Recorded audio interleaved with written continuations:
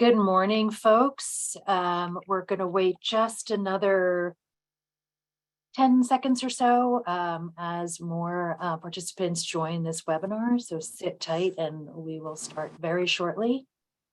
See the numbers ticking up.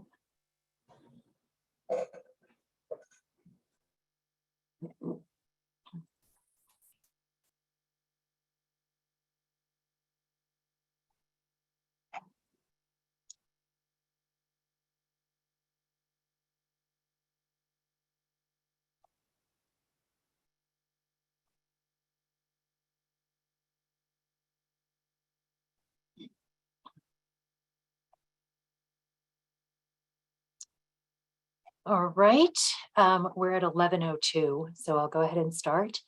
Welcome. My name is Peggy O'Neill Vivanco. I am the Vermont Clean Cities Director at UVM's Transportation Research Center, and I'm going to be facilitating this webinar today on the proposed medium and heavy duty vehicle rules in Vermont. Next slide, please. So just to start, some housekeeping. This meeting is being recorded. The slides and the recording will be available after the meeting on the link below, and we'll also get some information out to you. We're going to ask you to hold questions until after the presentations. Type your name in the chat to be called on to ask questions or to make a comment. And information on how to submit comments in writing or to ask additional questions after the meeting will be provided at the end of the presentation. Please keep in mind that the chat is only to sign up and ask questions or to make a comment. Comments will be recorded, the verbal comments, and will be a part of the formal record. So if you want to make a comment, please indicate in the chat that you would like to make a comment. So that will be part of the formal record that ANR is creating, and as we make this proposal or move forward in this proposal. Next slide, please.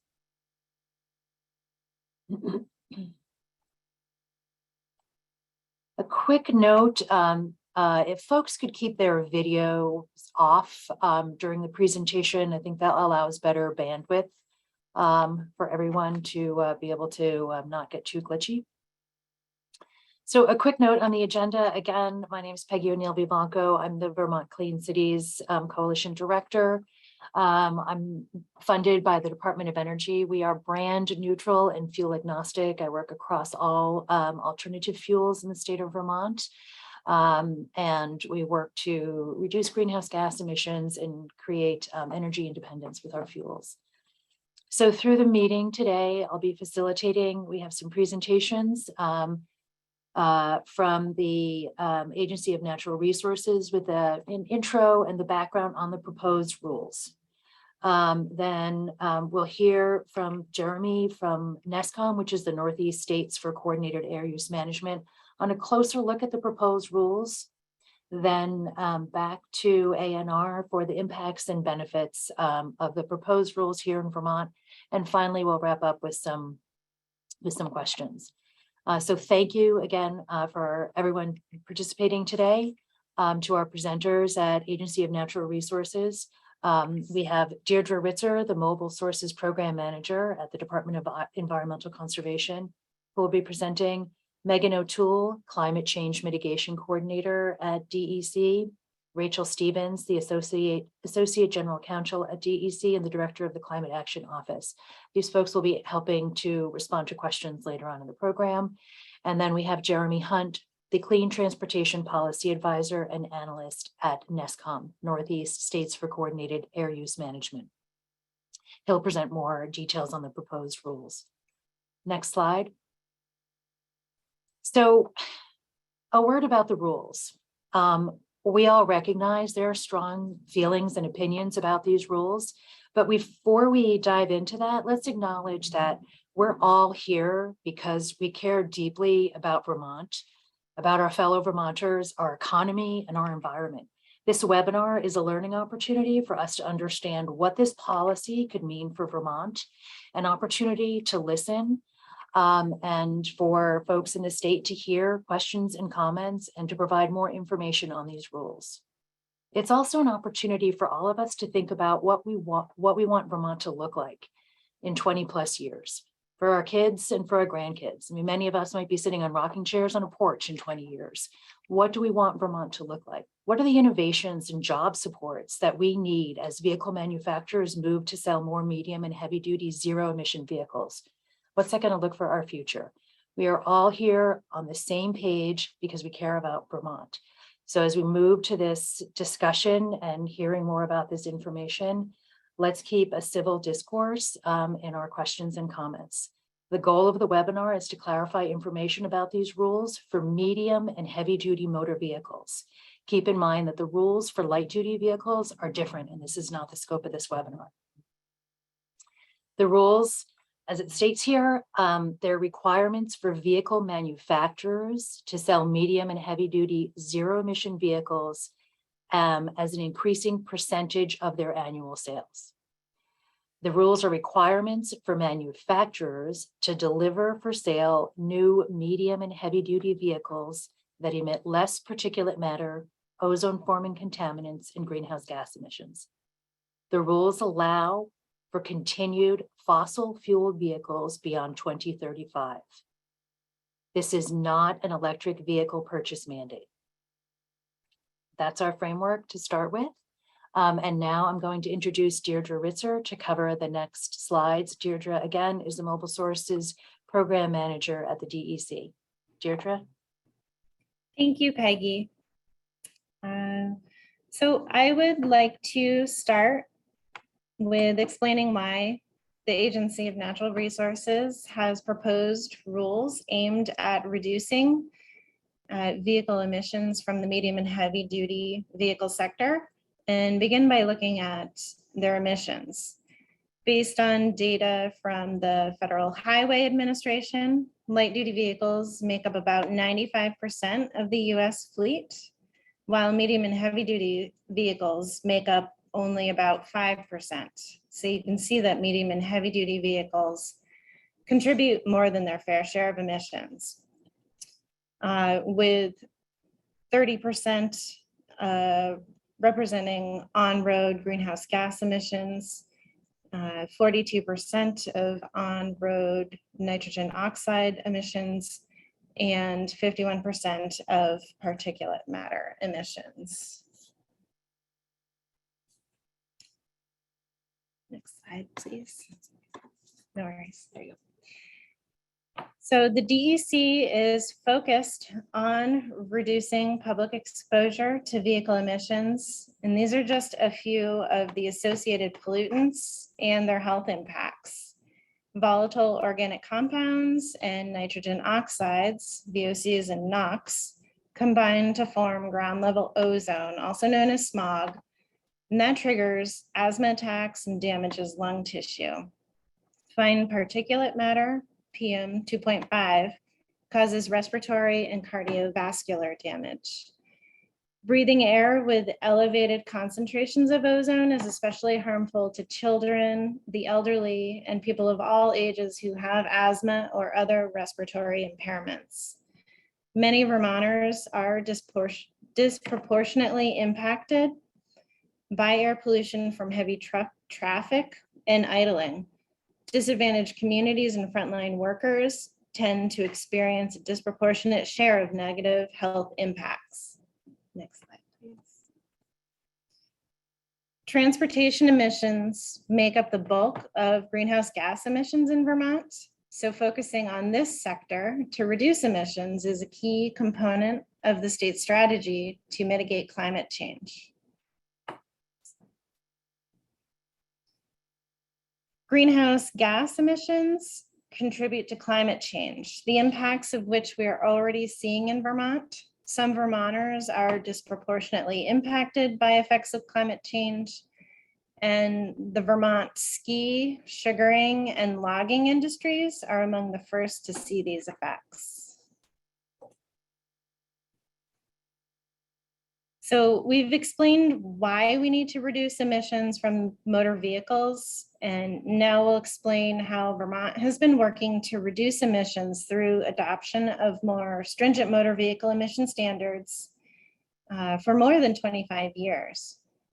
The proposed rules we'll cover today represent the next steps in a longstanding program that has been successful in driving critical technology.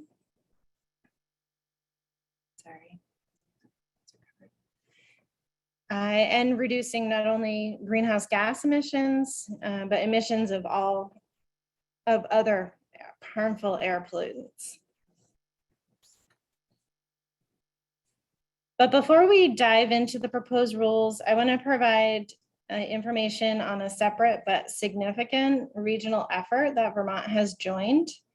In 2020, Governor Scott signed on to the multi-state medium and heavy duty zero emission vehicle memorandum of understanding. And that committed Vermont to join several jurisdictions, including cold climate jurisdictions, to advance electrification of the medium and heavy duty vehicle sectors. The memorandum of understanding sets new zero emission vehicles sales targets with 30% new medium and heavy duty vehicle sales being ZEVs by 2030 and 100% by 2050. And just as a reminder, these are sales targets of this initiative. They're not part of this rulemaking package. The MOU also directs development of an action plan. Next slide. The multi-state ZEV action plan is a policy framework to advance medium and heavy duty zero emission vehicle market and reduce harmful vehicle emissions. The first set of recommendations within the action plan include this medium and heavy duty vehicle regulations that we're discussing today. The states and other jurisdictions are now looking to implement recommendations in the plan, which will provide additional support and further enable the transition to medium and heavy duty zero emission vehicles in our states. Vermont will be developing its own action plan and invite stakeholders in this conversation to participate in the development of local implementation of the action plan. Here is a look at some recent announcements in the news. Thought it would be helpful to see some market developments. And then I think we are ready to turn it over to Jeremy or back to Peggy. Thanks, Deirdre. Jeremy, let's see, are you able to unmute and start the slides? Again, Jeremy Hunt, the Clean Transportation Policy Advisor and Analyst at NESCOM, will be presenting on what is the ACT rule. Great. Thank you, Peggy. You can advance the slide deck, please. Sorry, Jeremy, hold on just 1 second. I'm having a trouble with the slide deck, so I'm going to pause share for just a second. Just give me a moment. Sorry. Okay, no worries.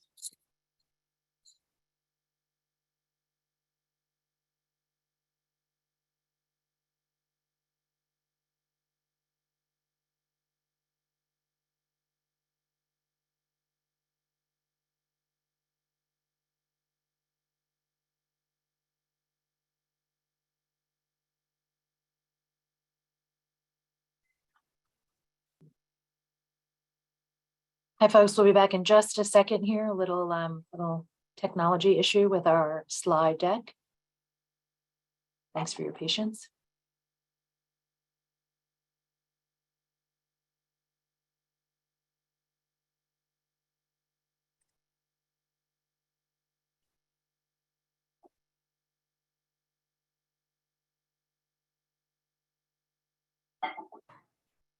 So, Jeremy, I'm sorry. Some glitch happened with PowerPoint on my end. And if you want to just share your screen, that might be the best way to get your slides up quickly. Sorry about that. I had a glitch on my end. Yep, give me 1 sec.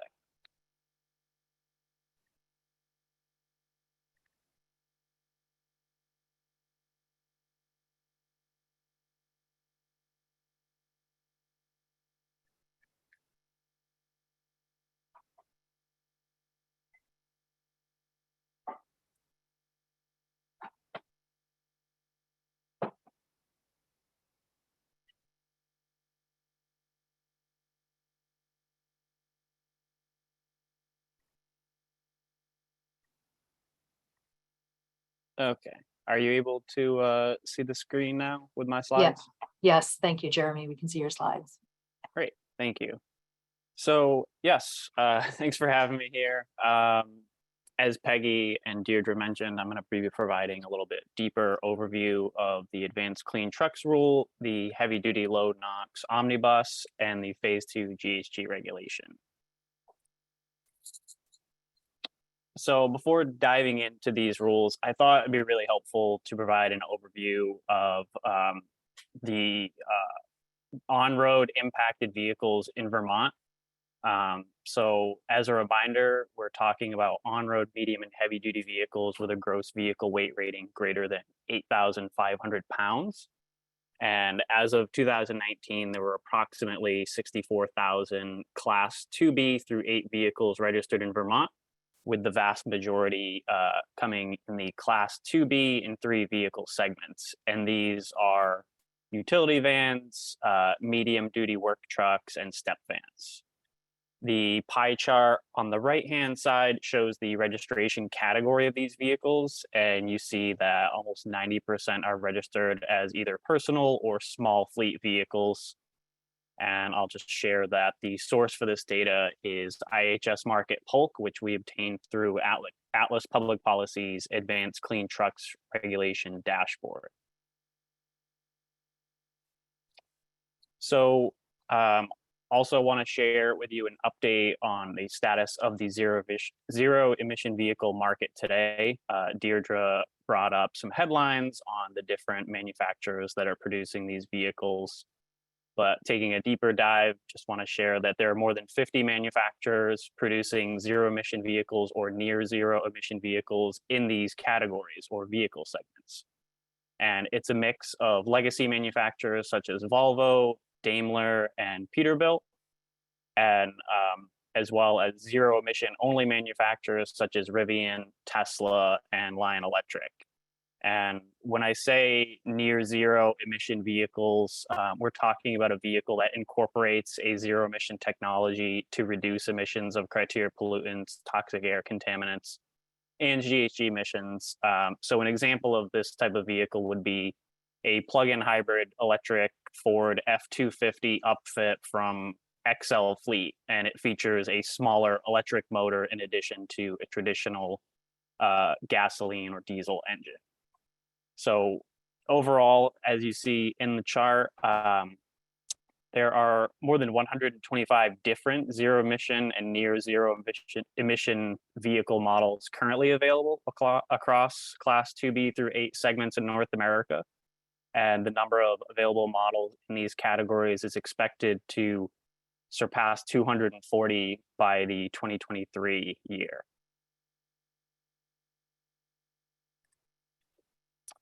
And next, I wanted to go through a couple of total cost of ownership comparisons for two of the impacted vehicle classes. So here we're looking at a range of reports from 3 different entities. They are the California Air Resources Board, ICF, and the International Council on Clean Transportation. And they are comparing the total cost of ownership for diesel-powered and electrified Class 6 delivery trucks. And if you navigate to the legend at the bottom of the chart, you'll see the various categories of costs associated with operating these vehicles, which include upfront vehicle purchase costs, registration fees, fuel costs, vehicle maintenance, and electric charging infrastructure. And for the ICCT study only, the weight penalty and time penalty are also analyzed. Now, the weight penalty accounts for the additional weight of vehicle batteries added to a total vehicle load. And due to these added weight penalties, fleets would have to be 1% larger to carry the same amount of cargo. This cost does decline over time as battery chemistries and efficiencies improve. And the time penalty I mentioned earlier refers to the lost driving time as vehicles are charging. So each study estimates that the upfront vehicle purchase costs comes in differently. Some factor in vehicle purchase incentives or incentives for vehicle charging solutions. And I'll just point out that in the near term, these studies demonstrate that upfront costs for Class 6 electric trucks will be higher than diesel trucks, which also helps provide justification for governments to provide incentives that help reduce costs as a key barrier to electrification of these vehicles. And by 2030, all three studies find that electric trucks are becoming cheaper to own and operate than diesel trucks. This is due to reductions in upfront purchase costs, fuel savings, and lower maintenance costs, as well as efficiency gains, which all lower the impact of time and weight penalties.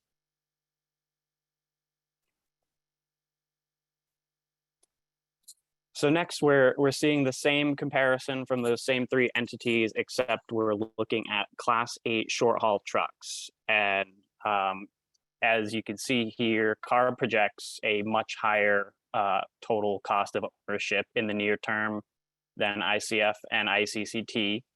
But again, all three entities find that the total cost of ownership for these trucks are lower for the electric version than the diesel truck in 2030.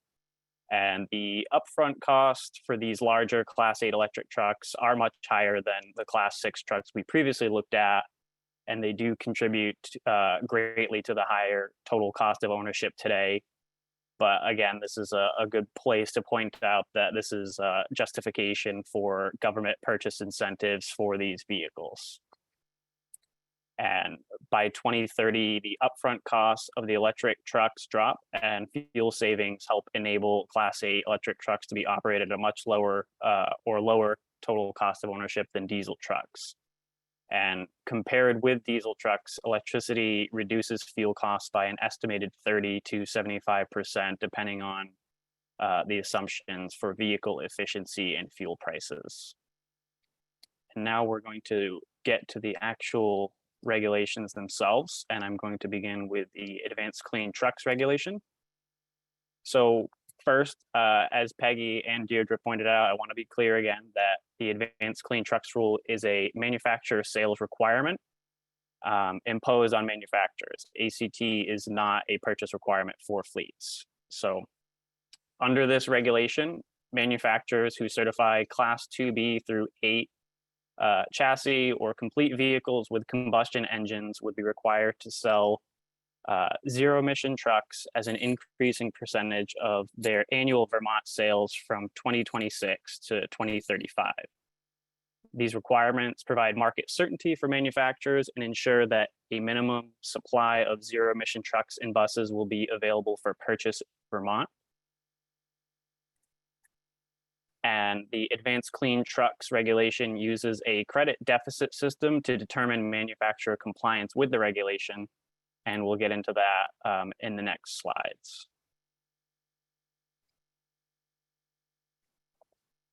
So specifically, what vehicles are we talking about? There are three classes or three groupings of vehicles in the Advanced Clean Trucks rule. And the first is Class 2B through 3. These are typically utility vans, parcel delivery vans like those operated by Amazon, and work trucks like the Ford F-250 and F-350 vehicles outfitted with racks and other compartments.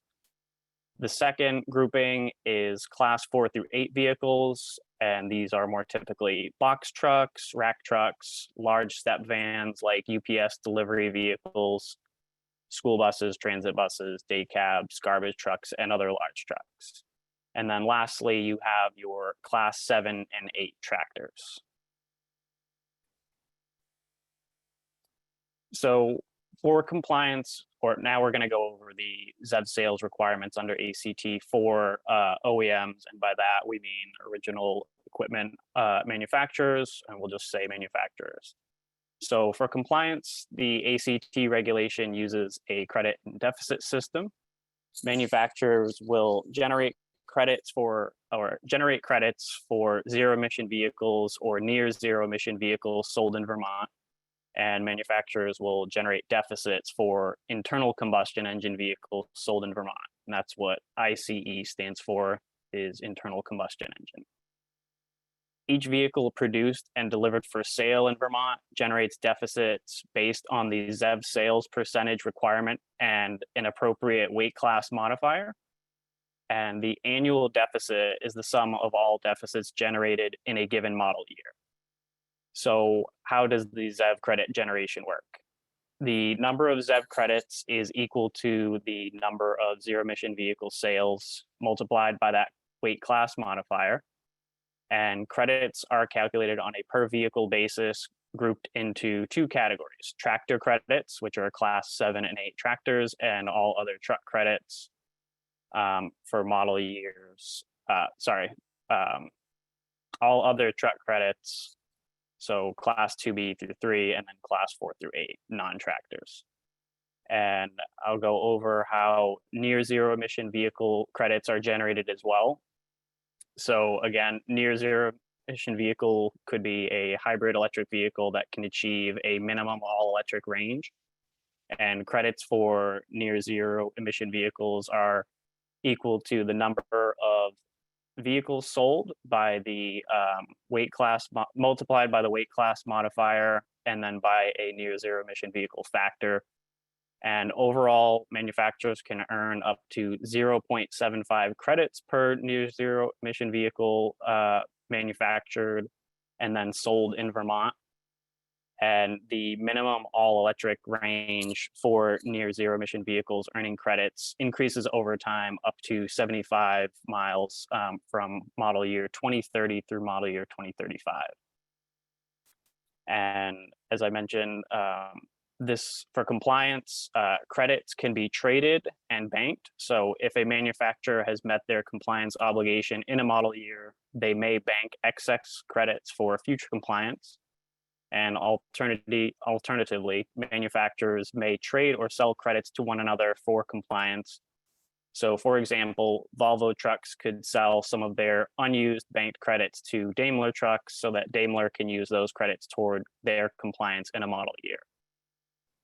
Deficits generated under the regulation must be made up within one model year, and this helps ensure that manufacturers will build sufficient numbers of zero emission trucks.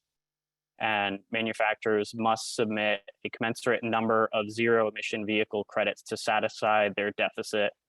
And any deficits carried over to the following model year cannot be made up with near zero emission vehicle credits. And it's worth pointing out that class 7 through 8 tractor deficits can only be met with class 7 through 8 tractor credits. And then lastly, on this slide, the regulation establishes reporting requirements for the manufacturers. So no later than 90 days after the end of each model year, a manufacturer must report a set of information for each vehicle delivered and sold in Vermont. And I won't go into all categories, but essentially they need to provide the unique vehicle identification number, the vehicle weight class, identify the type of vehicle, whether it is a tractor or another vehicle type. They must provide the fuel and drivetrain type, as well as the volume of vehicles produced and delivered for sale in Vermont for that vehicle type. And specifically for near zero emission vehicles, the manufacturer must provide the tested all electric range for that vehicle. And on the right-hand side of the slide, you can see the 4 vehicle categories and their respective ZEV sales or near zero emission vehicle sales requirements from model years 2026 through 2035 and onward. Okay. So now let's take a look at how the Advanced Clean Trucks ZEV sales requirements for manufacturers by model year would translate into ZEV sales in Vermont for the 2026, 2030, and 2035 model years. The chart on the left puts the information we just saw in that table into a line graph, and essentially we're looking at the ZEV sales requirements by ACT vehicle categories. So the gray line is your class 7 through 8 tractors. The blue line, which aligns with the gray line out to model year 2032, is your class 2B through 3 vehicles. And the green line is the class 4 through 8 non-tractors. And the chart on the right translates these ZEV sales requirements for the model years 26, 2030, and 2035 into projected ZEV sales. So I want to just cue in on the class 4 through 8 vehicle category, which is the center of that chart. So in a given year that Vermont sells about 450 class 4 through 8 vehicles, in order to achieve compliance with the ACT regulation in model year 2026, roughly 59 or 13% of those vehicles would need to be zero emission or near zero emission vehicles.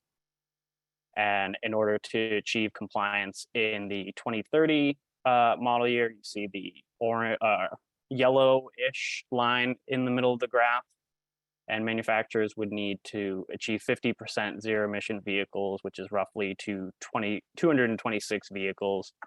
And for the model year 2035, manufacturers would need to deliver and sell 75% zero emission vehicles in Vermont, which equates to about 339 vehicles in that year. So overall, these are small volumes of vehicles in Vermont. And we saw earlier that it's a small sliver of the total on-road vehicles.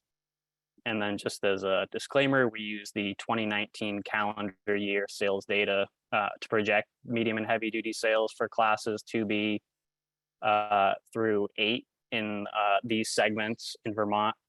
And I'll just remind you that these are annual sales requirements and these are not cumulative values. So next, we're going to talk about the heavy-duty low-NOx omnibus regulation. And this is a regulation specifically designed to reduce emissions of nitrogen oxides, which are a precursor to smog and cause or even exacerbate respiratory illnesses. So again, this regulation is a requirement for manufacturers, and it overhauls exhaust emission standards, testing procedures, and other emissions-related requirements for heavy-duty vehicle engines. So the first part is the regulation set more stringent NOx and particulate matter emission standards for heavy-duty engines beginning in model year 2024. And the regulation establishes a new standardized methodology for manufacturers to demonstrate the durability of heavy-duty diesel engines. And the amendments to this rule would help ensure that future engine and after-treatment system designs are capable of meeting emission standards over their useful life periods. And overall, the durability program can help accurately predict the actual emissions of engines and vehicles. Similar to ACT, this rule uses a deficit credit system for manufacturers to offset their NOx and PM 2.5 deficit balances, and manufacturers can use averaging, banking, and trading to achieve compliance. The regulation also lengthens the useful life period requirements that help provide more durable emission control systems that comply with the applicable emission standards throughout a greater portion of heavy-duty engine and vehicle service lives, which will result in greater overall emissions reductions than from the standards alone. And the rule also establishes new certification standards for hybrid-specific powertrain features. So for example, certification requirements are now set for plug-in hybrid electric vehicles. In the warranty category, there are new requirements that are equal, whatever comes first, 7 years or 150,000 miles or 7,000 hours for light heavy-duty engines, 7 years or 220,000 miles for medium and heavy-duty engines, and 7 years or 450,000 miles for heavy-duty engines. The rule also sets forth in-use testing procedures to better represent heavy-duty vehicle operations in real-world conditions. It establishes clearer criteria for engine family pass-fail determination and requires onboard diagnostic data during testing to verify the condition of the test vehicle and its sensors. And then lastly, the regulation establishes the failure levels that would trigger a recall and the corrective actions required by the manufacturer to rectify the failure.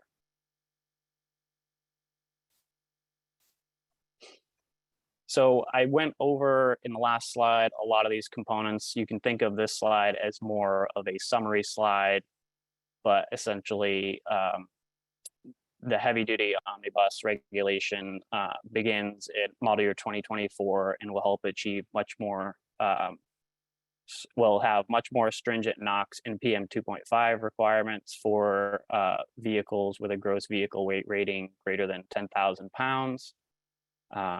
And this will achieve up to 75% lower NOx emissions in the 2024 model year, and then up to 90% emissions reductions in the 2027 model year. There is a new, as I mentioned, there's a new testing methodology for diesel engines. The rule establishes increased engine useful life and warranty mileage requirements.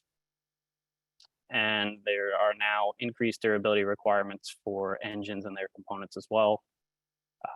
There are new certification for hybrid specific features.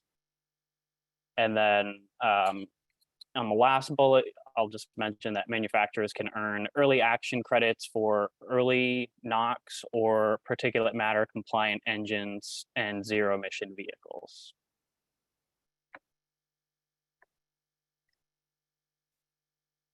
So the last regulation I'm going to quickly cover is just your phase 2 GHG regulation. And this regulation aligns with the federal phase 2 standards for vehicle manufacturers. And in terms of emission standards for, and this is in terms of emission standards for medium and heavy duty engines, vocational vehicles, and heavy duty pickup trucks and vans, as well as applicable tractors and trailers. The phase 2 certification requires manufacturers to submit certification directly to Vermont for independent review and approval. And as you can see here, the applicable vehicles are 2026 model year and newer class 2B through 8 medium and heavy duty vehicles and engines. And I won't read directly from the screen here, but you can see the specifics for vocational vehicles, heavy duty pickup trucks and vans, class 7 through 8 tractors, as well as their subcategories, and then the applicable standards for trailers.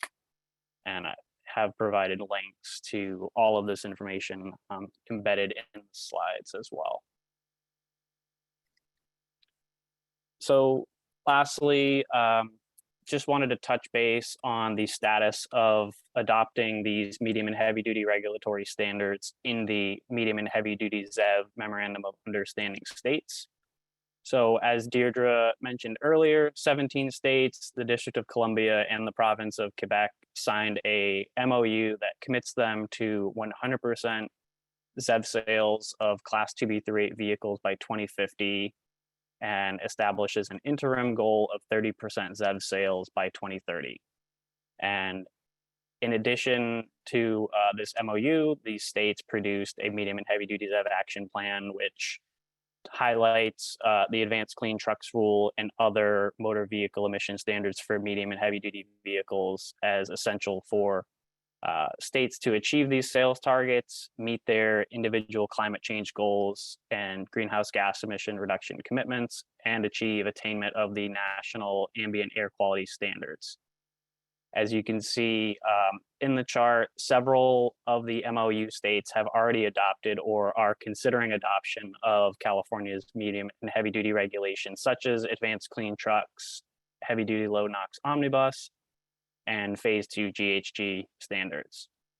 Together, these three regulations make up a holistic approach to accelerate large-scale transition of zero-emission medium and heavy-duty vehicles. And as more states adopt one or more of these standards, it sends a strong signal to truck and bus manufacturers and helps build a more sustainable and affordable zero-emission truck and bus market. And I'll just close by saying together, the MOU states represent 43% of the US population, half of the US economy, and more than 1/3 of all medium and heavy duty vehicles in the US.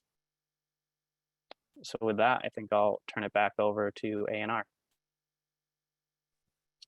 Thank you, Jeremy. Thanks for that high-level information, the clarification on the standards, and information for medium and heavy-duty vehicle manufacturers.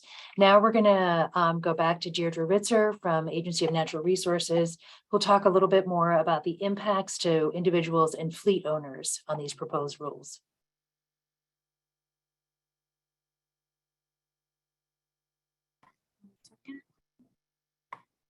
Just waiting for the slides to be brought up. So we'd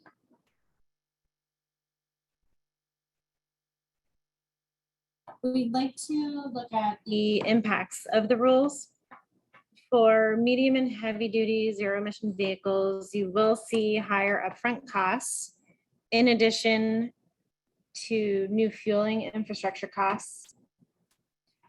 But you will also see more consumer protections, such as enhanced warranty that results in less out-of-pocket repair costs, and lengthened vehicle useful life, which means you'll be purchasing a more durable vehicle. Next slide, please.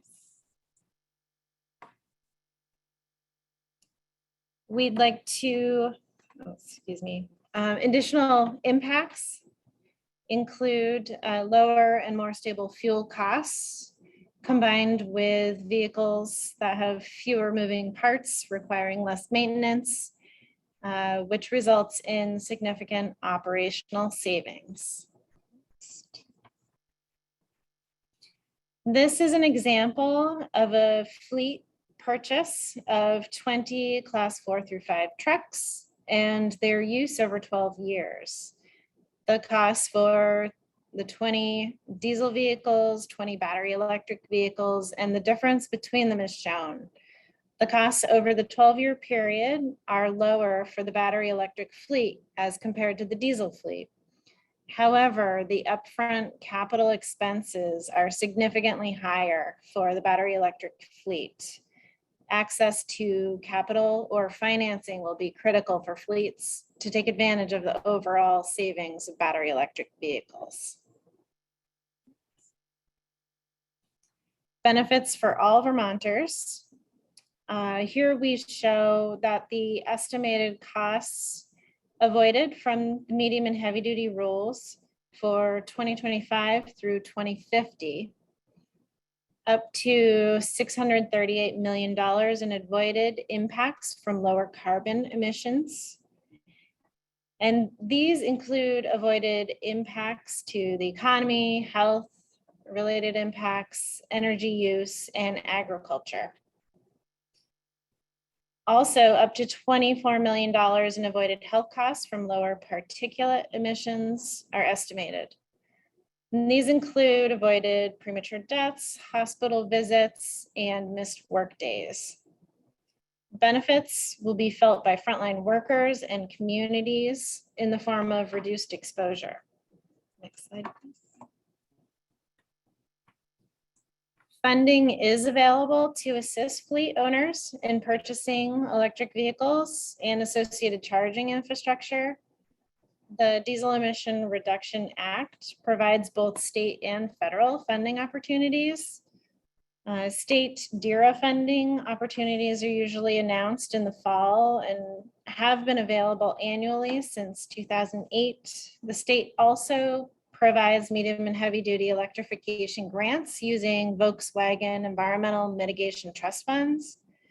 To date, the state has awarded approximately $8 million for the purchase of electric medium and heavy duty vehicles, including school buses, transit buses, waste haulers, a stake bed truck, and bucket trucks. And we hope to announce a new Volkswagen mitigation funding opportunity later this winter. EPA's Clean School Bus program kicked off earlier this year with a rebate opportunity, and A new grant opportunity is expected to be announced from them by the end of this year. The Federal Inflation Reduction Act includes medium and heavy duty vehicle purchase tax credits to cover the difference in purchase costs. It also includes EV refueling infrastructure tax credits and workforce development support rebates. Hold on.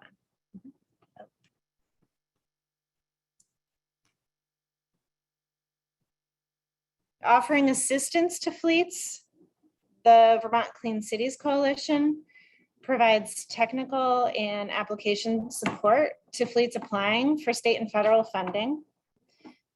In addition, we also expect the expansion of vehicle incentives in the coming years.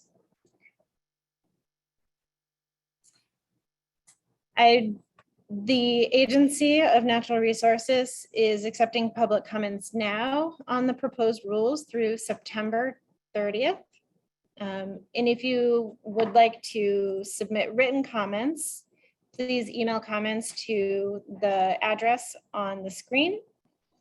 And I also want to take just this last moment to make one more point and reiterate that the medium and heavy duty zero emission vehicle rules are not a requirement on fleets to make vehicle purchases.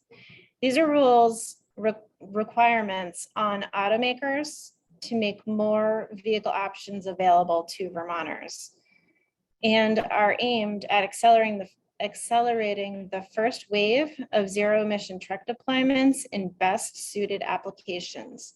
These rules phase in over an extended time frame and really lay the groundwork for increasing zero emission trucks and buses and allowing for the technology to advance. And I'd like to turn things back over to Peggy. Thank you. Thank you, Deirdre. Okay, so now is our opportunity for questions and answers. And we're looking for questions that are going to clarify the policy in the presentation today. This is not a policy debate. Certainly you can email your comments about the policy, comments about the policy for the record to the email listed on the slide. Please use the chat to sign up and ask for a question. We have a list of folks already. We want to get to as many questions as possible. So when you have the mic, please be succinct in your question. And if we're unable to get to questions because you run out of time or are unable to respond, ANR or someone from the state will respond back to you. Okay, so first up, I have Jim Halanovich. I'm not sure if I'm saying your name. Jim, if you'd like to unmute and ask your question.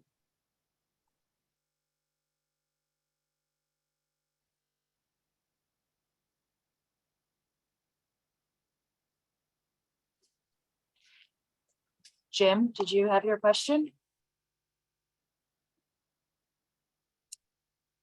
Okay, maybe Jim jumped. No, it was a different Jim. It was Halanovich who asked about the data from Deirdre's slide that had 2019 information about the emissions. Sorry, Jeremy, go ahead. I was going to say, I can answer this question because I had helped put together the data on that one. So Jim, your question was, are the years in the graph, which we're representing GHG emissions as well as NOx and particulate matter, were they all supposed to be the year 2019? And the answer is no. It's not that we wouldn't like to have the same year across the board. It's just that when the US EPA produces their greenhouse gas emissions inventory, they do it on an annual basis. And there is a bit of a lag time in producing that inventory. But we're able to pull 2019 data for only greenhouse gas emissions. And then for the 2017 NOx and particulate matter emissions, that data comes from the National Emissions Inventory, referred to as the NEI. And those data sources and reports are essentially released every 3 years. So there is a 2017 NEI, which is final and has been reviewed, and that's where we pull the data from. And EPA is currently wrapping up final touches on the 2020 NEI, but we don't have data has been fact checked and peer reviewed yet. So that's the reason why for those different pollutants, there are different years represented. Thank you, Jeremy. And next up, Bill Smith. Hello and thank you. For the record, I am an attorney in Northfield and I represent both the Vermont Truck and Bus Association and the Vermont Retail Lumber Dealers Association, which are your local building supply companies across the state. Our members are reviewing these and we will get written comments to you by the end of the month. But our question to you, I think our question for today, the costs of this to companies that will have to transition to electric vehicles is not entirely known, but it is substantial. I believe Jeremy touched on some of that, is infrastructure costs, for example. But I just would note for you folks, my investigations this summer about this are that Freightliner tells me that they have a 2-year lead time to deliver an electric heavy truck. And that is at a cost of about 3 times what a conventional unit would cost. $135,000 versus a $416,000 cost for an electric vehicle. That's with the heavy truck tractor. Obviously, prices are substantially less for delivery trucks, delivery vans. UPS and FedEx are also members of the Truck and Bus Association. On the call today is Jeremy Baker from RK Miles, one of my building supply companies. So this is something that these groups are trying to figure out. If they could get a better handle from you folks on the actual costs to them, both for infrastructure costs, charging stations, are the utilities able to cover these increases in usage and going to our locations? These are things that we don't know, and that with this timeline for some of these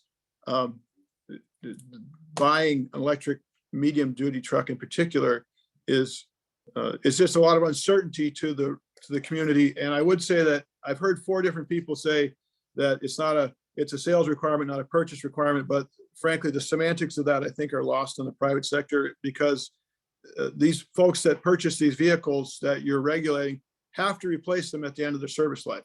There's no choice about that at some point. And if a manufacturer, I noticed Marilyn Miller from the auto dealers is on this call as well. If our manufacturers have to deliver X number of trucks to Vermont to sell that are electric, and sometimes it's going to come down to it's not a choice anymore for the consumer.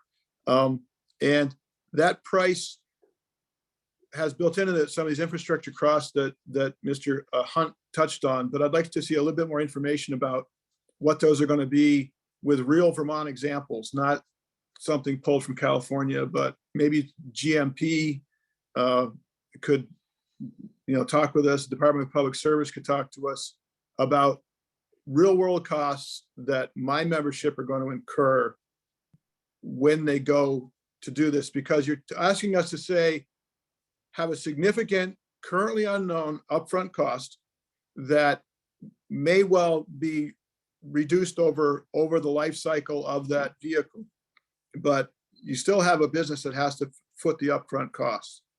Thank you, Bill. I'll conclude now. Okay. Thank you. I understand that there's limited to the time here, but you can see my concerns. Thank you. No, thank you, Bill. Those are, I think those are really good points about the upfront cost, what it's going to mean for our fleets, as well as the investments needed in infrastructure and, how to cover the delta. Deirdre, Megan, anyone on your team can start to address that or help Bill with the response? Yeah, so I mean, Bill, I there were several questions in your comments, and we've recorded your comments for the record and look forward to additional detail in writing as well. But I guess I'll just reiterate that while we have explained that this is primarily a requirement on the manufacturers to deliver these vehicles.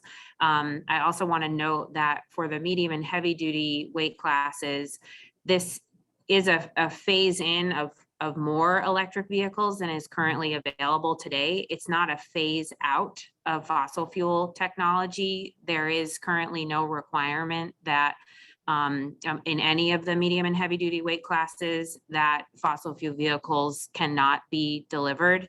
And that's because the phase-in percentages, as they're going to be codified in this rule, don't reach 100%. For the light duty sector, that is the case. We are phasing out fossil fuel vehicles in the light duty sector, but that's not the case in medium and heavy duty because we recognize a lot of the points that you just made related to the technology being a little bit further behind developments in the light duty sector. And then also, just some of the other uncertainties that you highlighted. So I just wanted to make sure that folks are really clear that this is not a phase out, but it is the beginning of a phase in with no 100% requirement being codified at this time.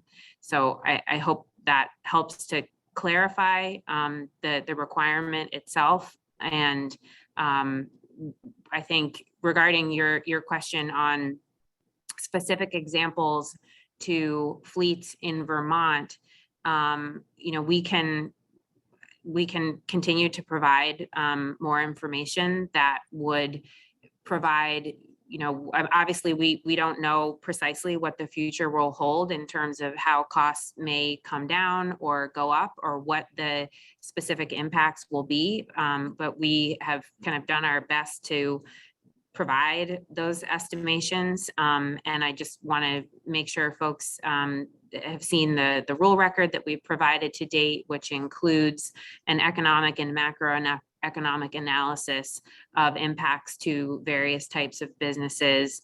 And that is included in our rule materials that are posted online, which also references more detailed macroeconomic analysis that, you're right, was done by the state of California, but I think that there are a lot of, or the majority of the pieces of that analysis are applicable to companies that operate in Vermont. So just want to again refer folks to those materials, but Bill, really appreciate your comments and for raising those issues. Okay, before I get to Matt Cota, who's next on my list, Bill and to others, Clean Cities, Vermont, New Hampshire, Maine, and others, but in the northern tier of New England, we are working diligently to get demos for some of these alt fuel technologies so we can see how they run in cold climate. So this is kind of multi-pronged on what's going to work, just to address that piece. And now, Matt Cota, go ahead. Hi, thank you very much. Matt Cota with the Vermont Fuel Dealers Association. I appreciate everyone's time. We will be submitting written comments, but in the interest of fairness, I just want to ask three clarifying questions, which I hope you can answer now, or if not, soon. One is, we talk about it's not an electric thing, but we're talking about diesel versus electric, but there's little discussion about how compliance would occur for vehicles that can burn renewable biodiesel, renewable propane, or renewable CNG. Is the OEMs allowed to comply by doing anything other than electric powertrain? That's question number one. Question two, what constitutes trucks sold in order to meet compliance? In other words, is it when the end user purchases that truck that the OEM is in compliance, or is it when the OEM, the auto manufacturer, sends it to a Vermont dealers so it sits on the lot? In other words, is the auto manufacturer made whole with compliance as long as they ship the vehicle and it sits on a lot in Shelburne Road, or does it actually have to be sold to the consumer and registered? And then the last one is, what's to stop a new diesel? If you have to have 30% of the vehicles have to be electric trucks on your lot in Vermont, what's to stop us from being in the fuel delivery business, just driving across that skinny little river called the Connecticut and buying a much more larger choice over there, and then bringing it back and registering here? If there's no compliance on the end user, why wouldn't everyone just locate their truck distributor in New Hampshire? So Matt, I'm going to answer your questions 2 and 3, and then defer to Deirdre on your first question. So I guess starting with the last question about purchasing a fossil fuel vehicle in New Hampshire, I just want to reiterate again that fossil fuel vehicle sales are not being entirely phased out in this rule. So pursuant to the rule that we're proposing today, a consumer or a fleet owner would still be able to purchase a fossil fuel vehicle in any of the weight classes that we're talking about in the medium and heavy duty realm, 2035 and beyond. There will just be more electric vehicles available and delivered for sale by manufacturers across those weight classes. So I just want to reiterate that again. But to answer your question more directly, the state of New Hampshire is a little bit of an island right now in terms of how it, in terms of the requirements that it imposes on vehicle manufacturers for low emission vehicle and zero emission vehicle requirements. It hasn't adopted any of those rules. And so legally, those, auto manufacturers are not required to comply with those percentage requirements in New Hampshire, but practically most vehicle dealers in New Hampshire do, because they're surrounded by all other states in New England that have adopted this rule. And so it's actually pretty unusual to find a non-California certified car for sale in the state of New Hampshire because of the fact that they are in the middle of a market that requires California certification. So that's what we tend to see. And now I've forgotten your second question. Oh, sorry. The question deals with when an OEM wants to comply with this law. Yes. Are they in compliance when they send a truck to Vermont, or are they in compliance when I buy that truck and register it in Vermont? So they are compliant when the vehicle has been placed in service, which means that you've registered it and you've placed it into operation. And we regard that as a really beneficial aspect of this rule, because it requires vehicle manufacturers to support dealers of these vehicles in Vermont to make sure that consumers are educated and have the tools that they need to purchase these vehicles and place them on the road, because the auto manufacturers will not be in compliance until that kind of final act of compliance has occurred. That is different from the light duty regulation. And we in Vermont, we've always advocated for this to be the requirement for auto manufacturers, because we do feel that it benefits the dealers greatly. So just to clarify, Megan, so in light duty, that is not the case. In light duty, it just is what they ship to Vermont, not what is actually purchased and put into and registered. That's correct. And Okay, we hope thank that you. that will change, and we will continue to advocate for that in California. But unfortunately, that's not the case. But for medium and heavy duty, placed in service is the point of compliance, which supports the dealers. And then I'm going to defer to Deirdre to answer your question about alternative fuels and CNG and other fuels. Yes, so compliance is really only for zero emission vehicles, so that can include battery electric vehicles, hydrogen fuel cell electric vehicles, and then also, as Jeremy pointed out, near zero electric vehicles, which would be the plug-in hybrids. So those are basically the three compliance types of vehicles that the manufacturer can produce to gain compliance under the regulation.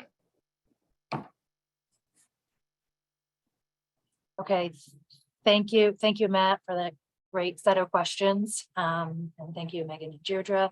Next on the list, Dusty Garland. You had a question? Yes, hi, my name is Dusty Garland from Peterbilt Motors. A couple of clarifying points and then a question. So having the same point, I think that is trying to be clarified with the others, that it's not a purchase requirement. I mean, the fact is in 2026, Class 8 tractors, 10% of those purchased and registered in Vermont under this rule would have to be zero emission. So 10% of them sold, yeah, but also purchased, because the only other two options are Vermont loses registrations or people start driving used trucks longer. And I don't think that's the intention that you're trying to make, but agree with Bill, it's semantics.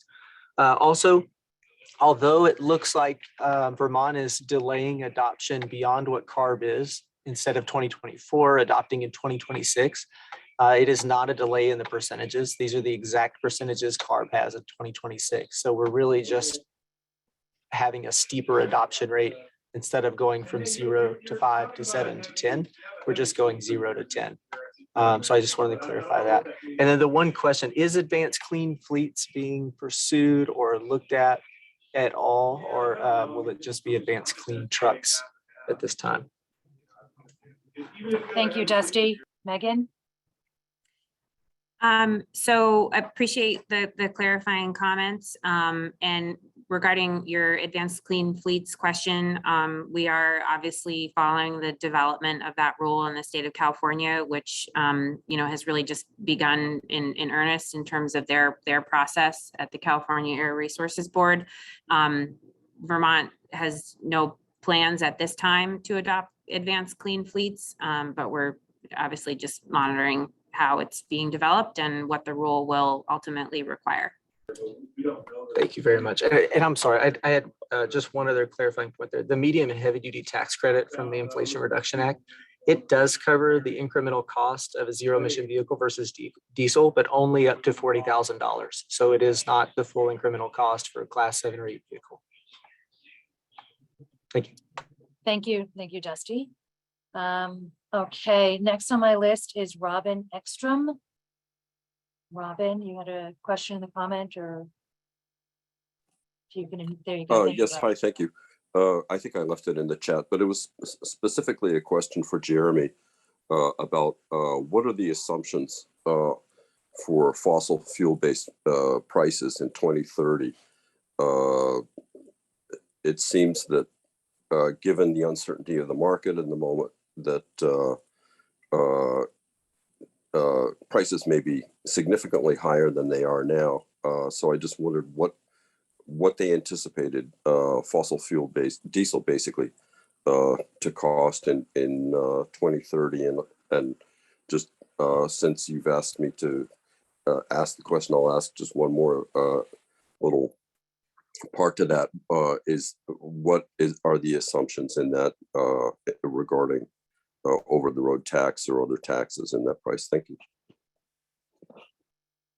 I can jump in on the cost to diesel. So I had a little bit of time. I saw your question come in the chat and I pulled up the assumptions for the California study. I didn't have time to find the ICF and ICCT studies, but the estimates on diesel in 2030 were developed by the California Energy Commission, and they provide a range of costs. So in what they term a low electricity demand scenario, diesel could be $3.69 per gallon in 2030. And then in a high electricity demand scenario, diesel costs could rise to as much as $5.19 per gallon. And then they also have a mid demand scenario where the dollar figure falls in between those two numbers. So estimated between $3 basically 70 cents and $5.20 for diesel.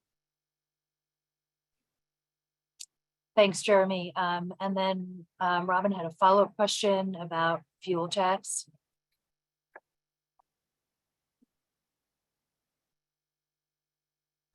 Yes. So I think this is getting at the revenue question. Is that correct? Fuel tax revenue? Sorry.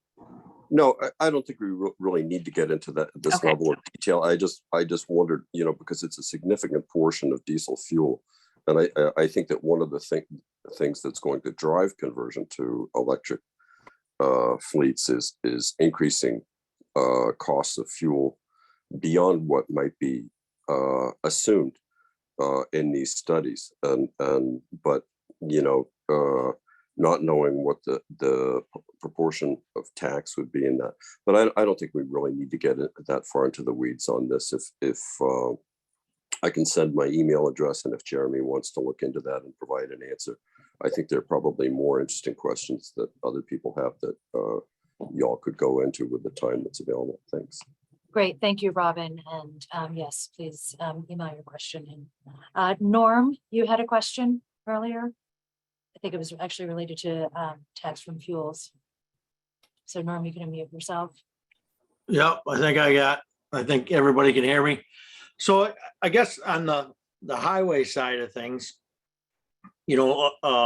from my, anyways, how's the state plan on making up the difference in the tax that comes off the fuel pumps? And my second question is, because this is a state mandated program and, you know, and I guess I'm not drinking the Kool-Aid quite on the percentage. And with the state saying they're not forcing us to buy trucks, you know, but if that's all that's available after the vendor sells their allotted diesel trucks, then that's what we're going to end up having to get. So my question is, does the state have any electric trucks that we would need in service on order? And again, the taxes and the maintenance costs, being a person that does maintenance here, I really don't see your numbers being a humongous significance. I mean, we're going to take the gasoline out of it. Excuse me, not the gasoline. Well, yeah, we're going to take the gasoline or diesel out of it. We're going to take, as far as maintenance costs, we're going to take the engine oil out of it and the engine filters. But as far as the rest of the truck, all those parts are going to be there. And one of the statements was there's significantly less components. I guess without an engineer speaking on that, I cannot envision it and less components. So there it is. I guess I'll stop because I probably Thanks. can keep going. Thanks, Nora. Megan, can you? Yep. handle some of So those? Norm, I'll address your first question first regarding the diesel tax and the loss of revenue from the gasoline and diesel tax. So VTrans is currently studying alternatives to the gas and diesel tax, and the study of alternative methods related to how we essentially pay for the use of roads and bridges in the state of Vermont it's referred to as a road user charge generally. And so that is a study that is currently going on at the state level. And of course, we're working regionally and nationally to come up with an alternative road user charge that is not a fossil fuel based tax because of the estimated losses in revenue from fuel sales that will be occurring. So I guess the answer to that is stay tuned, and there is more information available from VTrans about the work that they're doing to collaborate on alternative methods for revenue generation to pay for transportation costs. And then in terms of the model availability and what the state is doing, to answer your question about the plow truck fleet, I'll certainly defer you to VTrans on that. And I can connect you with folks that I think are participating on this call today that could probably get you more detailed information on that. But I mean, Vermont has certainly made commitments relating to, the state leading by example, and, turning over our fleet to electric vehicles and plug-in hybrid vehicles, where we can. And so that is something that the administration has prioritized is leading by example in many different sectors related to greenhouse gas emissions. And then I think that may have addressed all of your questions, if I recall correctly. Yes, thanks, Norm, and thanks, Megan. All right, moving right along, Judy Taranovich. You had a question about alternative fuels and some of the assumptions. Nice to see you, Judy. You want to go ahead and ask your question? Hi, Peg. Well, I think Matt Coda got on first and pretty much addressed the issue, but I do have to say I don't understand why propane or compressed natural gas is not in the mix, especially with the strides we're making with renewable propane that will actually come in at 0 carbon emissions. We're already 96% NOx free and a very viable option with low maintenance and our trucks would not have to be plugged in at night, so we're not a draw on the grid the way the electric vehicles will be. I just don't understand why we are not in the mix. Thanks, Judy. Megan or Deirdre, can you answer that? So I think when you entered your question in the chat, Judy, I think it was when Deirdre was talking about the avoided health-related costs that we would anticipate from, switching from fossil fuel vehicles to electric vehicles. And I'll just say that those analyses are for the public health related analyses that are based on reduction in criteria pollutant emissions and not greenhouse gas emissions. That study focuses on reductions in particulate matter specifically, which is a component of primarily of diesel emissions, and you don't see as much PM emitted from the combustion of natural gas or propane. And so I just wanted to point out that, that's why those avoided health impact costs specifically relate to particulate matter. And in terms of your other comments about renewable natural gas, I'll just say that, we appreciate those comments and that we will address them in the rulemaking process. Thank you. Thank you. Okay, folks, we have about 9 folks in the queue who are looking to ask questions. So I'm going to ask us to kind of try to move as quickly and thoroughly as possible. Jim Brockhausen, you're next up. Can you unmute yourself?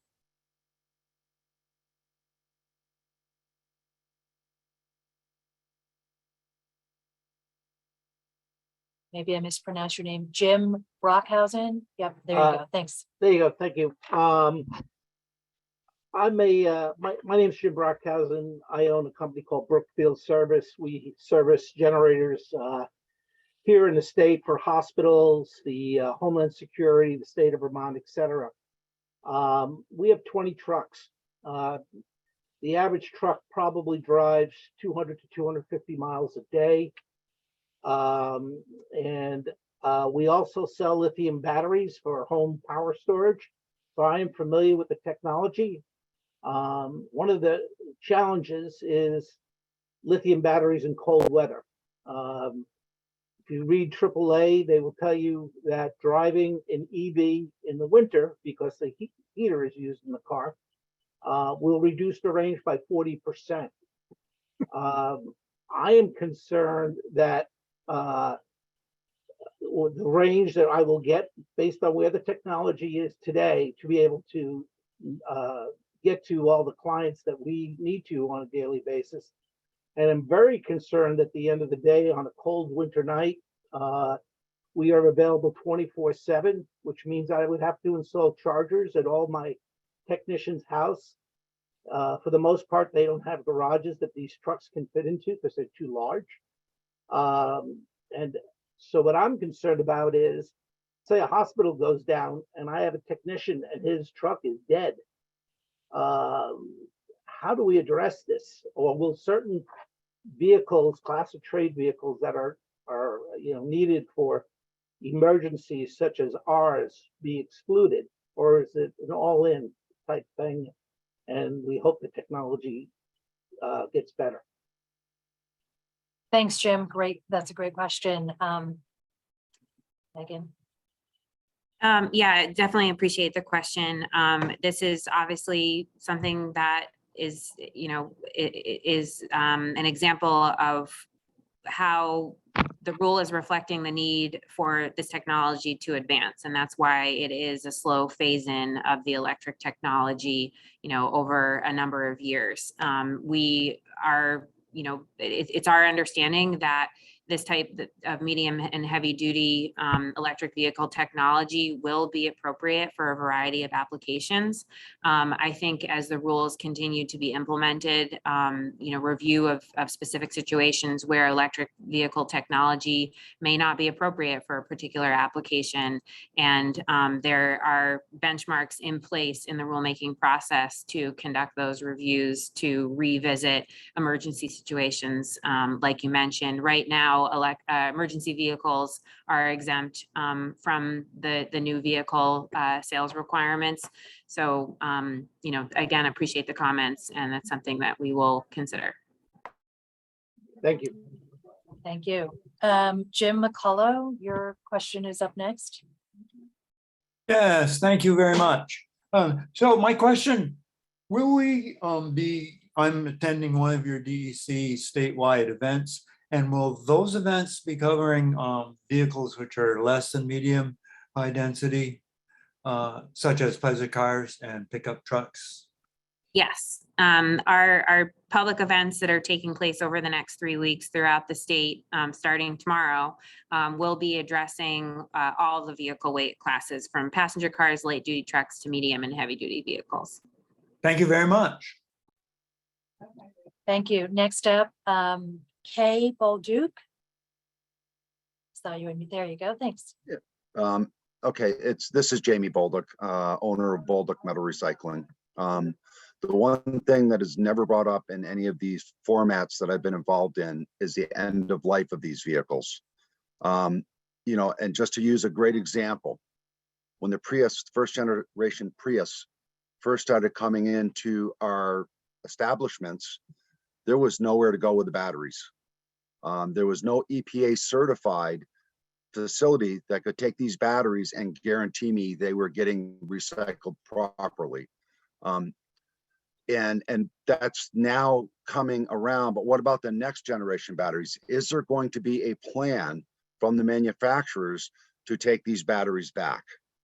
I finally found a solution for nickel metal hydride batteries that won't cost the consumer a lot of money, but the Prius batteries and these lithium ion batteries are not only dangerous for us to be handling, but also there's no real good plan right now for the recycling of these batteries. You can find a million things online, but when you start researching it, it's really a dead end. So I guess that's my question, is on the end of life. And that has to be a concern, just because when we send out, it has to go to an EPA certified site, so that in the future, I'm not named in a Superfund site lawsuit. So again, just a question to be thinking about. Jamie, thanks for your question. Certainly that end of life piece is really important. And I know Argonne, I'm just going to jump in for a second, Megan. I know that the national labs are working on and continue to work on second life, as well as battery recycling. What policies will this program put in place? This is an important conversation to have. So Megan or Deirdre, sorry to step in. Thanks, Patty. Thank you. This is Deirdre, and I wanted to mention that the proposed suite of rules includes standardized battery labeling requirements. And we anticipate that to support battery recycling and reuse. And this will help decrease the batteries being a liability. So I think that is a positive step.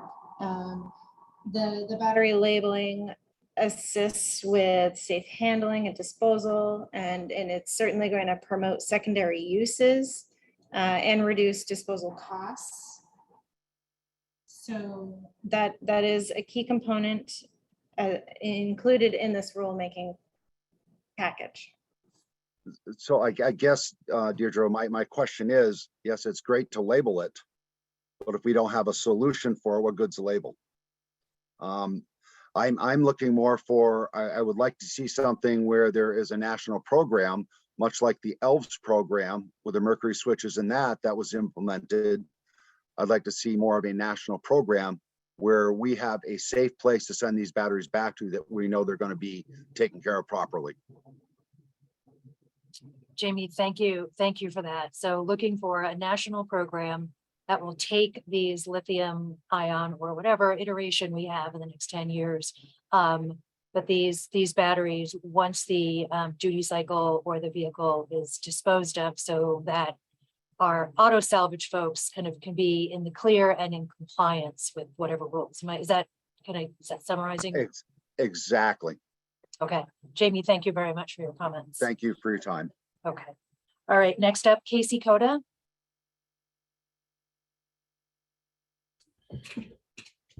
Yes, and actually some of my questions have been answered. It was my concern on, how we figure out the road tax, obviously.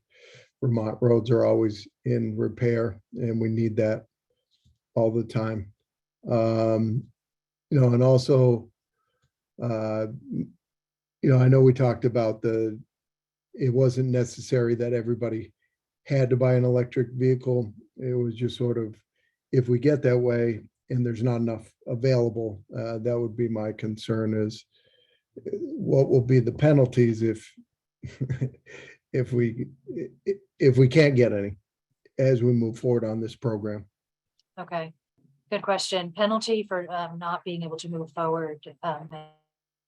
So as I mentioned, there are, there is time built into the implementation of this rule to review the implementation and effectiveness of the rule. And that includes, the ability of the automakers to comply. And I'll just say that, there is no penalties contemplated in the rule for anyone other than the auto manufacturers. The auto manufacturers are the regulated entity in this rulemaking. And if they fail to comply with the rule, then, we would pursue an administrative enforcement action against them, but there's not an enforcement related mechanism under this rule for fleet owners or consumers. And could I also mention, I think Jeremy may have touched upon it on one of his slides in his presentation, the auto manufacturer's ability to bank and trade credits.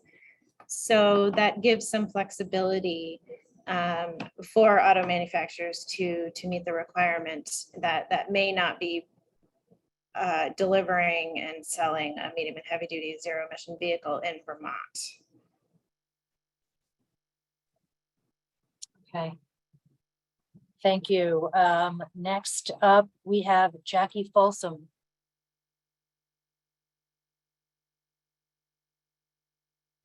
Oh, thanks. I didn't know I was in the queue, but I would like to just make a comment that we've been talking about the road tax and how we're going to replace that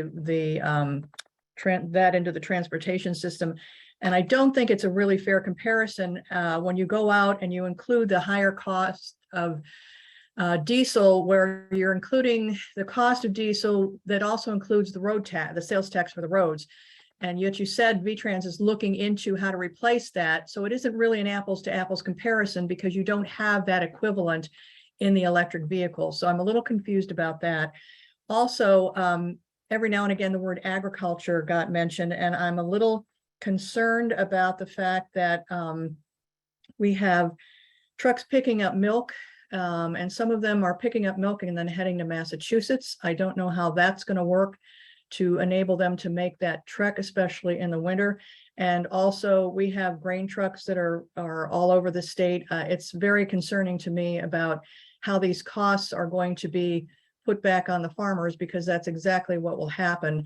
And I just like to make those two comments, that I'm concerned about replacing the money to repair the roads while these heavier vehicles are using them, and also the challenges that we are going to be facing in agriculture. So thank you very much. Thank you, Jackie. Any response, or just leave that as a comment? Yeah, just thank you, Jackie, for the comment. We're certainly, again, very aware of those specific needs, especially in Vermont. And again, that'll be something that we continue to track and understand during implementation. Excuse me. And there was one more question that I did have, and that was, I can't quite get over the assumption on one of those charts that the electric rates are not going to go up. They do go up every year. And there was a chart that showed diesel fuel going up exponentially, but the assumption was that the electric rates would not. And I don't think that is, unless it's nationally, but if it's Vermont, that certainly is not what happens in this state. So I think that needs to be reconsidered a little bit. Thanks. Sorry. Okay, thank you. Yeah, I think what we were trying to explain in that slide is the stability of the price of electricity compared to that of fossil fuel. Okay, thank you, Jackie. Randy Clark.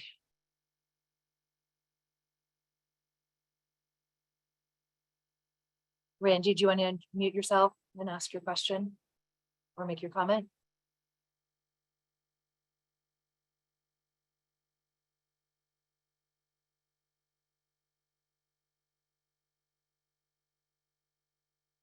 I'm sorry, I'm looking to see if Randy is still on. Let's just give him a second. Can anyone help me see if there's Randy is still on?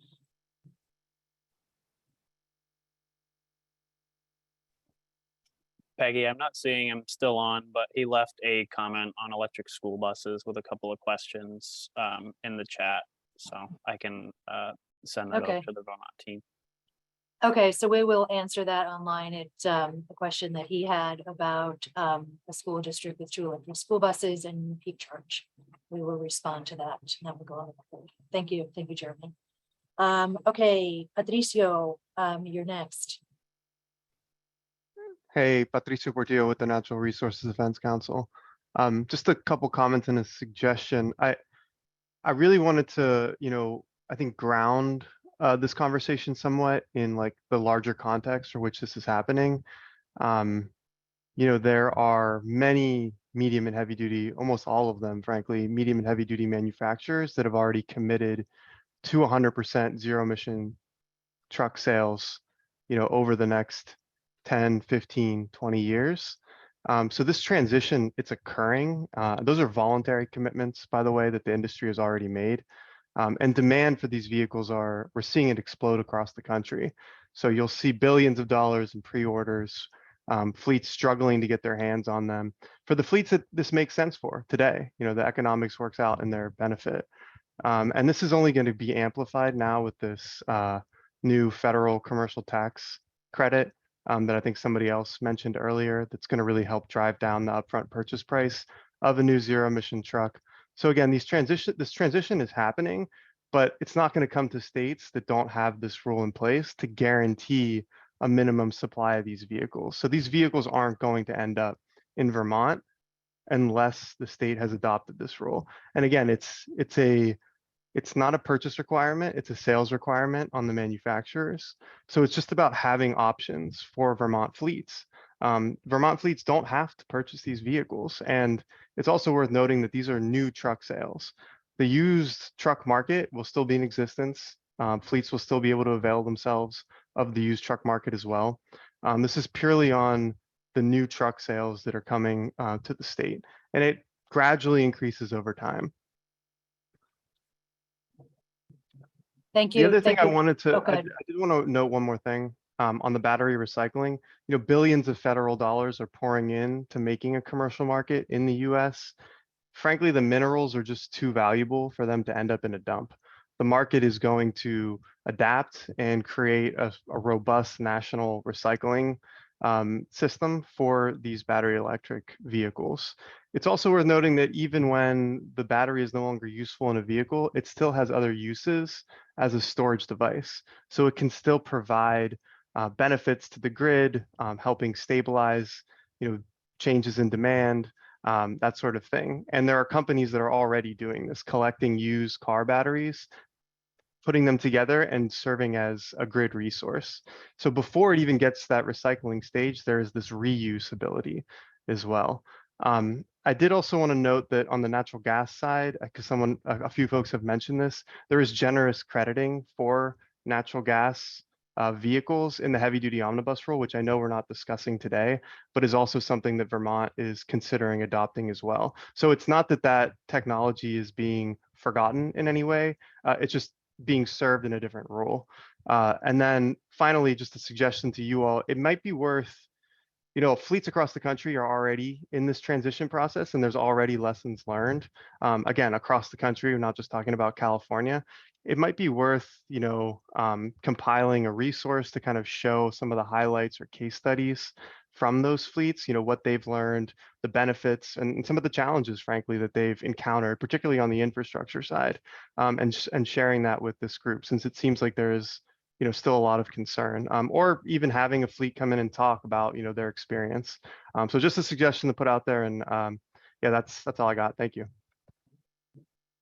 Thank you, Patricio. I appreciate those comments and addressing some of the concerns that Vermonters and our fleets have about the technology and kind of what's coming for all these alternative fuels, electric in particular. Okay, Ben, you're next. Thank you. First, just briefly, I wanted to share a deep appreciation for the folks doing all the hard work in this rulemaking. And also just very briefly, appreciation for the fact that we're finally moving forward on a rule like this to get our climate pollution under control in the transportation sector and make sure that these vehicles are available. You know, we've all heard stories about how long it takes to get one of these trucks, and we all want to decrease that wait time. A few quick sort of suggestions, and then one clarifying question. One, agree with Bill Smith, it'd be great to see sort of more cost and cost savings estimates, different types of fleets, you know, especially as we get to the out years like 2025, or 26, 27, the early years where essentially anyone can still purchase anything. Not so useful, but 2035, 2040, that I think could be really helpful to understand. And then similarly, and apologies if this is already in some of the supplementary materials, but economy-wide cost savings, taking into account the total fuel / electricity pricing and maintenance savings would be great to see. Just how much Vermont businesses are ultimately going to save with this. Two last quick things. One, post sort of rulemaking, medium term, would love to be involved in a conversation about complementary policies. There are a lot of things that have been sort of kicked around in this conversation that aren't really about the rulemaking, state incentives, how to make sure we get charging infrastructure for all this. So that feels very useful. And then the clarifying question was the chart that a few folks have referenced about electricity prices, quote unquote, not going up, or I think it was actually going up modestly. And then the price of gas or diesel being more volatile historically and going up recently. That was historic data, right? Not a projection. Okay, thank you for clarifying that. Yeah, and then just understanding what the projections are for all of those prices in the sort of cost estimates going forward would be great. Thank you so much. Okay, thanks, Ben. Anyone want to address that or take that as a comment? Oh, thanks for your Okay. comments, Ben. Okay, so we have 4 more folks in the queue here before we wrap up at the top of the hour. And then I'm going to remind folks and leave the address in the chat. If anyone has burning comments or questions, you can submit them to the email that I'll put in the chat. But next up, Chase, can you go ahead? Thanks. Thank you very much. And thank you all for your hard work on this rule and the related rules and this really robust public engagement schedule that you've created and you're facilitating. It's a lot. And I just want to express my appreciation and thanks for your hard work. My question is, what would the financial cost be to our children and our grandchildren if instead of dealing with climate pollution now, we leave it up to them to clean up our mess for us? So in other words, what's the financial cost to them of our inaction? Thank you. Thank you, Megan or Deirdre, financial and maybe health cost for inaction. Yeah. So, I mean, that's a huge question, Chase, for sure. Definitely an important one. We do address, some of that in our, the 2 analyses that Deirdre touched on related to cost avoided, related to the social cost of carbon, and then also related to the public health impacts, especially from particulate matter emissions associated with combustion of diesel fuel. So, I think that's just kind of touching on the point that you're making, but it is, a point of our analysis that we feel is very significant in terms of underscoring that the cost savings and other, kind of monetization of benefits from reducing these emissions is going to result in, and the numbers that Deirdre mentioned, I'll say are limited to the medium and heavy duty rules, and obviously they grow when you consider the benefits that we'll see from the changes in the light duty sector from passenger cars and light duty trucks, and we'll be touching on that during the public events that are a little bit broader in scope in the next few weeks. But thank you for the question. Thank you. Next up, Rob Kidd. Hello, yes, thank you all, the entire Agency of Natural Resources staff for putting this together, and thank you, Peggy, for facilitating this conversation. I think there's a lot of information that's not out there that people need to learn more about, and when, like, not to be repetitive what other people are saying. I've been hearing some farmer friends of mine who, I used to work in agriculture before I worked for the Sierra Club. And they're like looking at ways they can bring in an additional profit. And I've talked with them about the vehicle to grid, where you can charge your vehicle overnight and then sell back to electricity during the day onto the grid. Are those calculations included in any economic impacts about the possibilities for the fleets to profit over this technology? And if so, there's a way we can quantify that to ease the concerns that people have. Yeah, Rob, we didn't specifically address that in our rulemaking record, just because I think that, you know, getting into every specific, scenario would take us a while to dive into. But I think you make a really good point. And, vehicle to grid technology is certainly a promising development in how, we are planning to transition to electric vehicles. I think the use of electric vehicles have a lot beyond just transporting you from point A to point B. And so that's definitely something that we are hopeful about and that we'll, continue to consider as we move forward. Thanks, Rob. Good question, good point. Jeremy Baker, you're up. Hello, my name is Jeremy Baker. I'm currently the Fleet and Safety Manager for RK Miles, also the Legislative Chair for the VRLDA. Bill Smith mentioned that earlier. I have two concerns, one of which I wasn't even thinking of before today, but the need for technicians in order to make this successful in the future. I think that all trades are really struggling with that type of thing now, and I'd like to see some type of an effort or focus on the career technical education centers we have throughout the state. I think you did mention some funds available, and I'm just hoping that that's one of your areas of focus, just looking at the time frame. The other one is the unintended consequences of potentially passing along the expense, if there is one, to our customers. We're in a pretty tough spot right now with the cost of goods changing daily, very unpredictable. And it would be unfortunate if we had to add this to that list of changes.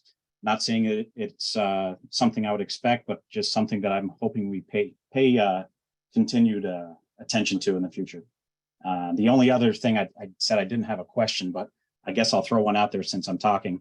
How did the statement of the life expectancy being extended, how was that clarified? And thank you. Okay, so to answer your first question about workforce development, you're correct that that is a component of programmatic funding being made available through the Inflation Reduction Act, the recent climate-related legislation. And I'll just also say that the conversation about workforce and training, I think, comes up really frequently at the legislature, as I'm sure you're aware. And from ANR's perspective, we're always incredibly supportive of especially automotive technician training advancing in the direction that supports the transition to electric vehicles. And I'll defer to. Okay, sorry, hold on one second. And I might put Jeremy on the spot. Also to help with your question about the life expectancy. So the avoided health costs were developed using the COBRA model.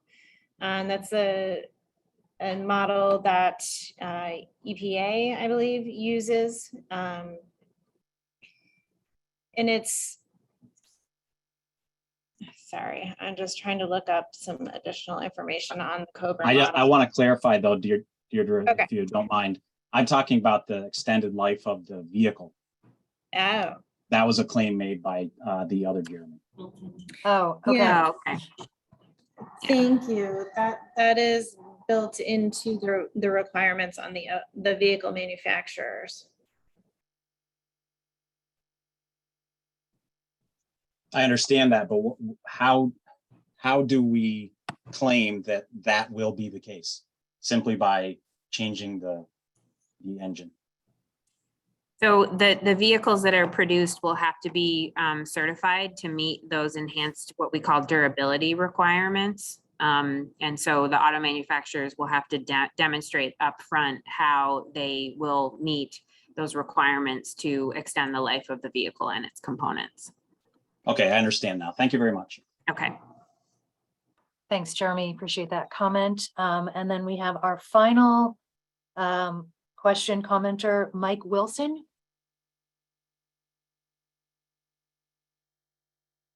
Good afternoon, everyone. Thanks for putting all this together, taking the time to have the call and clarify a lot of questions. So my fear is once we all get up to speed on electric stuff and we start seeing more and more electric vehicles out there, does GMP have plans to upgrade the power grid in order to hold the additional load? And is there funds available to them to do the upgrades so that at the end of the day, the end user is not the one that's making up for the difference, or for adding all the updated grid?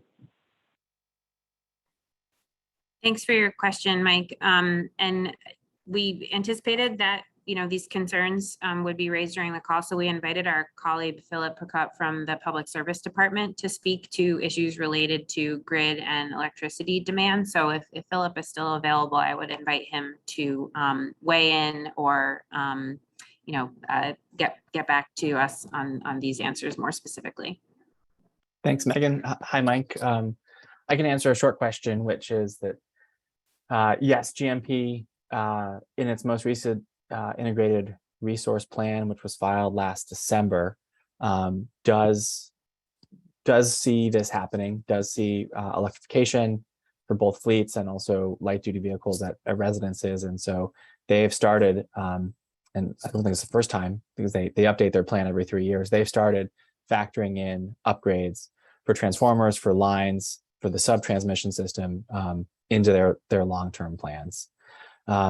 And that provides a couple different benefits. Obviously, it serves new EV charging loads. It also upgrading some of the older transformers provides some other grid reliability, voltage stabilization benefits. So I think your question, who pays for it, is a big one. The short answer is that it gets passed through to customers and rates, but the factor to consider is that you also are now selling far more electricity, from our current EV situation to say 5 or 10 years from now. And so those costs are spread out across many more kilowatt hours.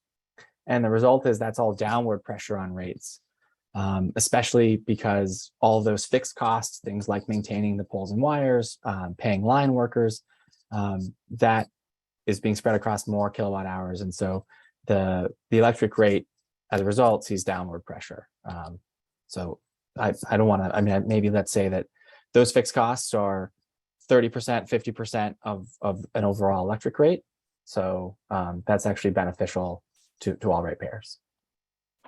So Philip, thank you for that. In the comments, someone's also asking about, what about the other utilities? I mean, GMT is, the largest utility here in the state, but what about some of the other smaller utilities? How does the state manage that? So those other utilities, municipals, co-ops, they also file integrated resource plans, and we work with them and we're going through all the municipal utilities right now, sort of over an 18-month period.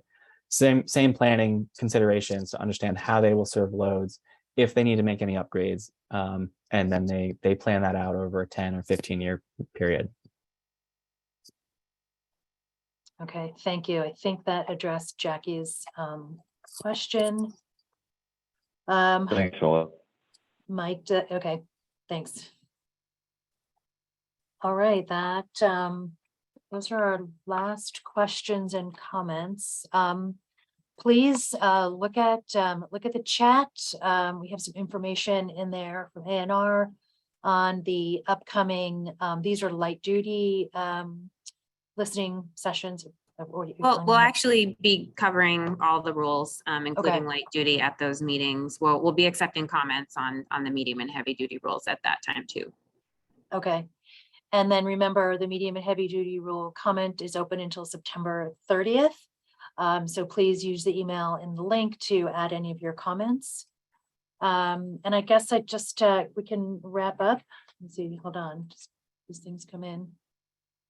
Oh, thanks, Joey.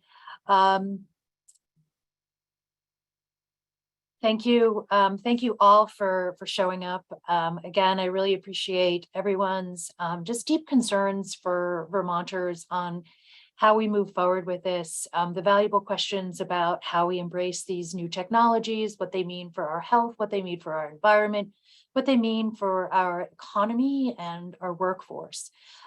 So I'm really heartened to hear this really civil discussion as we grapple through these rules and this understanding, and encourage you all to submit any additional comments to ANR.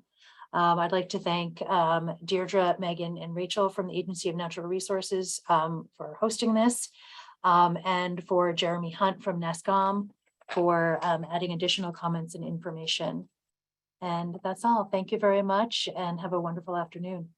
And thanks to you, Peggy, for your help facilitating and joining the discussion. And thanks everyone for joining. Thanks.